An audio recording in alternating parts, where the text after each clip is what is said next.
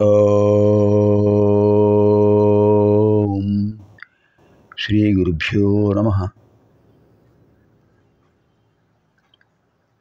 ఆపదామపహర్తారం దాతారం సర్వసంపదాం లోకాభిరామం శ్రీరామం భూయో భూయో నమామ్యహం.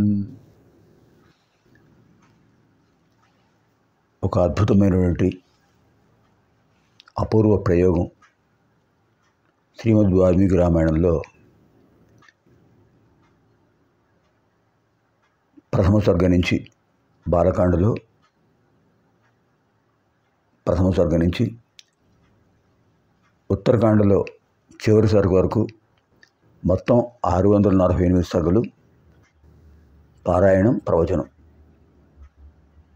చేస్తే బాగుంటుంది అనేటువంటి ఒక మహత్తరమైన ఉద్యమం, అపూర్వ ప్రయోగం శ్రీరామ్ సమృద్ధి వారి సహకారంతో ప్రారంభించాం. సంస్కృత భాషలో మహాకావ్యాలు ఉన్నాయి, పంచమహాకావ్యాలు. వాటికి వ్యాఖ్యానం రాస్తూ మహోపాధ్యాయ శ్రీ దివ్యశ్రీ కోలచర మల్లినాథుడు గారు చెప్పారు. నామూలం లిఖ్యతే కించిత్ నానపేక్షితముచ్యతే అన్నారు. నామూలం లిఖ్యతే కించిత్ నానపేక్షితముచ్యతే. మూలాన్ని అధిగమించకుండా మూలానుసారంగా రాయటం జరుగుతోంది. అనవసరమైన విషయాలు కూడా చెప్పడం లేదు. అమూలం కించిదపి నలిఖ్యతే, నామూలం లిఖ్యతే కించిత్ నా అనపేక్షితం ఉచ్యతే, అనపేక్షితం పప్పి కించిదపి నోచ్యతే. అనవసరమైన విషయాలు చెప్పడం కానీ, అధికంగా రాయడం లేదా తక్కువగా కానీ అధికంగా కానీ రాయటం కానీ జరగడం లేదు. మూలానుసారంగా వ్యాఖ్యానం రాస్తున్నానని ఆ మహానుభావులు చెప్పారు. అది ఒక మార్గదర్శన సూత్రంగా భావించి యథామూలంగా మనం శ్రీమద్ వాల్మీకి రామాయణాన్ని పారాయణం ప్రవచనం చేసుకుంటున్నాం శ్రీరామానుగ్రహంతో. ఈ ప్రయత్నం సఫలం కావాలని మనం అందరం కూడా శ్రీ సీతారాములను ప్రార్థిద్దాం. వారి దివ్యానుగ్రహంతో మనం కార్యక్రమాన్ని కొనసాగిద్దాం. ఆపదామపహర్తారం దాతారం సర్వసంపదాం లోకాభిరామం శ్రీరామం భూయో భూయో నమామ్యహం. బాలకాండలో ద్వితీయ సర్గ ప్రవచనం. రామాయణ కావ్యం ఎలా ఆవిర్భవించింది?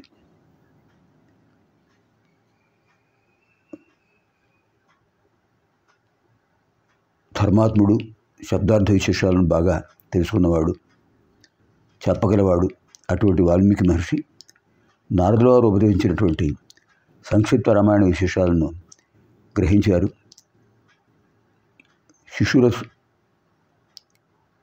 శిష్య సహితుడై ఆయన నారదుల వారిని గౌరవించారు. దేవర్షి నారదుడు వాల్మీకి చేసినటువంటి ఆతిథ్యాన్ని స్వీకరించి ఆయన గగన మార్గంలో వెళ్ళిపోయారు.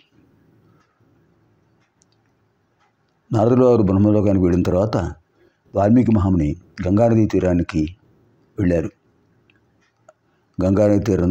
గంగానదీ తీరానికి కొంత దూరంలో తంసా నదీ తీరం ఉంది. తంసా నది, ఆ తంసా నది దగ్గరకు వెళ్ళి నిర్మలమైనటువంటి ఆ జలాల్లో స్నానం చేయాలనే ఉద్దేశంతో శిష్యుడితో చెప్పారు ఆయన. భరద్వాజ, ఏమాత్రం బురద లేకుండా పవిత్రంగా కనిపిస్తుంది ఈ తంసా నది. నాయన, నా ఉదక పాత్రను గట్టు మీద ఉంచి స్నాన వస్త్రాన్ని నాకు తీసుకొచ్చి స్వచ్ఛల స్నానం చేయాలి కదా. నదుల్లోనూ సముద్ర సాగరంలోనూ స్నానాలు చేసినప్పుడు సచేల స్నానం చేయాలి. కట్టుకున్న బట్టలతో స్నానం చేయాలి. తర్వాత పొడి బట్టలు కట్టుకోవచ్చు. ఈ తమసా తీర్థంలో నేను స్నానం చేస్తాను, తర్వాత నువ్వు కూడా స్నానం చేద్దు కానీ. వాల్మీకి ఇలా ఆదేశించగానే భరద్వాజ మహర్షి ఆయనకు వల్కలాలు అందించారు. ఆ వస్త్రాన్ని గ్రహించి విశాలమైనటువంటి ఆ వనాన్ని తిలకిస్తూ ఆ అద్భుతమైన ప్రకృతి రామణీయాన్ని దర్శిస్తూ అలా వెళుతున్నారు. ఇంతలో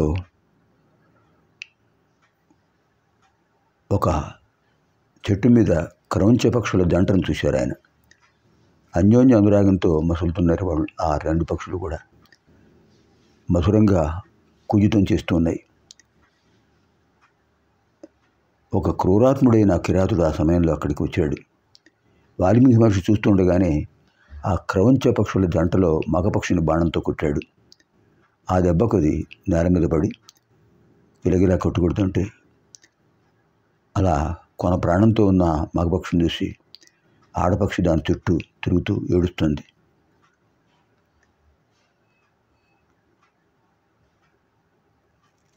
ఆ స్థితిలో రక్తశక్తమై ఉన్నటువంటి ఆ క్రౌంచ పక్షిని చూడగానే వాల్మీకి మహర్షి హృదయంలో కరుణరసం పొంగింది. చాలా బాధపడ్డాడు. ఆ పక్షుల జంట దురవస్థతో అలా కనిపించినప్పుడు ఆయన అన్నారు, మానిషాద ప్రతిష్టాంత్వం అగమ శాశ్వతీ సమాహ యత్ క్రౌంచ మిథునాదేకం అవతి కామమోహితం అని చెప్పారు. శ్లోకత్వం ఆగత. ఆయన మనసులో ఏర్పడిన శోకం శ్లోక రూపంలో వచ్చేసింది. అది అనుష్ఠుప్ ఛందస్సు. భరద్వాజుల వారు ఆశ్చర్యంతో వింటున్నారు ఆ శ్లోకాన్ని. అనుకున్నాడు ఆయన మనసులో, ఈ పక్షి విషయంలో నేను శోకంతో ఉండి ఏం చెప్పాను ఇప్పుడు? నేను ఇప్పుడు చెప్పిన మాటల సముదాయం సమానాక్షరములు 8 శ్లోక పూర్వార్థం, మళ్ళీ 8 అక్షరాలు శ్లోక ఉత్తరార్థం, 32 అక్షరాలతో శ్లోకం వచ్చింది. ఛందోబద్ధంగా ఉన్నదే అనుకున్నారు ఆయన. శిష్యుడు కూడా గ్రహించాడు. వెంటనే ఆయన ధారణలో పెట్టుకున్నాడు ఈ శ్లోకాన్ని. సరే, యథావిధిగా ఆచార్యులు స్నానం చేశారు. ఆచార్యులు స్నానం చేసి, అంటే మహర్షులు త్రికాల సంధ్యావందనాలు చేస్తారు. త్రికాల సంధ్యావందనాలు ముందు త్రికాల స్నానాలు చేసి తర్వాత త్రికాల సంధ్యావందనాలు గాయత్రి జపం చేసుకుంటారు. మాధ్యాహ్నిక స్నానం అయిపోయింది. తర్వాత శిష్యుడు కలశంలో నీరు నింపుకొని గురువుగారి వెంట ఆశ్రమానికి వచ్చాడు. ఆశ్రమంలో ప్రవేశించి పూజాది కార్యక్రమాలు నిర్వర్తించుకున్నటువంటి ఆ మహర్షి మనసులో ఇదే మెదులుతుంది. ఇంతలో చతుర్ముఖ బ్రహ్మ వాల్మీకి మహర్షిని చూడడం కోసం అక్కడికి వచ్చారు. స్వయంగా ఆశ్రమానికి వచ్చేశారు. ఆశ్చర్యంతో ఆయన చూడగానే పరమాశ్చర్యంతో, స్వామి ఏమిటి ఇలా వచ్చారు అన్నట్ట సాష్టాంగ రుణ ప్రణామం చేశారు వాల్మీకి మహర్షి. మౌనంగా అంజలి ఘటించి బ్రహ్మదేవుడికి అర్ఘ్యపాద్యాదులు సమర్పించాడు. బ్రహ్మోపదేశానికి సిద్ధంగా ఉన్నట్టుగా బ్రహ్మదేవుడిని ఉచితమైన ఆసనం మీద కూర్చోబెట్టి ఎదురుగా తను కూర్చున్నాడు. మనసులో అదే శ్లోకం మెదులుతోంది, మానిషాద ప్రతిష్టాంత్వం. ఓ కిరాతుడా, నువ్వు అప్రతిష్ట పొందుతావు. రమణీయమైన క్రౌంచపక్షుల జంటలో మగపక్షిని కొట్టావు. అదే భావం మెదులుతుంది.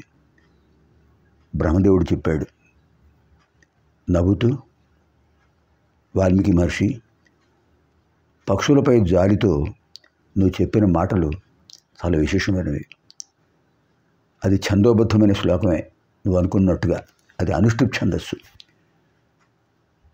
అద్భుతమైన వేదమంత్రాబద్ధమైనటువంటి అనుష్ఠుప్ ఛందస్సును మొదటిసారిగా నువ్వు లౌకికంగా ఉపయోగించు. చాలా బాగుంది. నువ్వు ఈ ఛందస్సులోనే రామకథను రాయాలి. పక్షుల విషయంలో నువ్వేం బాధపడకు, అదంతా కృత్రిమ సన్నివేశం అంతే. కేవలం శోకం శ్లోకత్వ రూపంలో రావడం కోసమే జరిగినట్టు విశేషం ఇది. అంటే నువ్వు దాని గురించి బాధపడకు. శ్రీరాముడి చరిత్రను గురించి నువ్వు అద్భుతంగా అది కావ్యం రాయాలి. అది కావ్యం. దానివల్ల అజరామరమైన కీర్తి పొందుతూ, విశేషమైన ఖ్యాతి పొందుతూ. నారదుడు నీకు చెప్పాడు కదా, దాని ప్రకారమే నువ్వు వర్ణించు.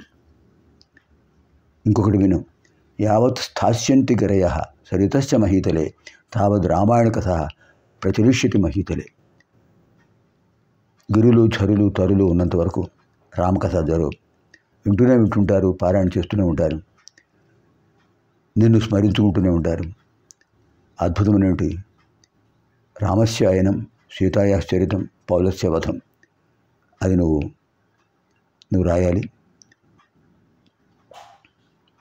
నీకు కావాల్సిన సన్నివేశాలన్నీ కూడా నీకు ధారణలో ఉండిపోతాయి.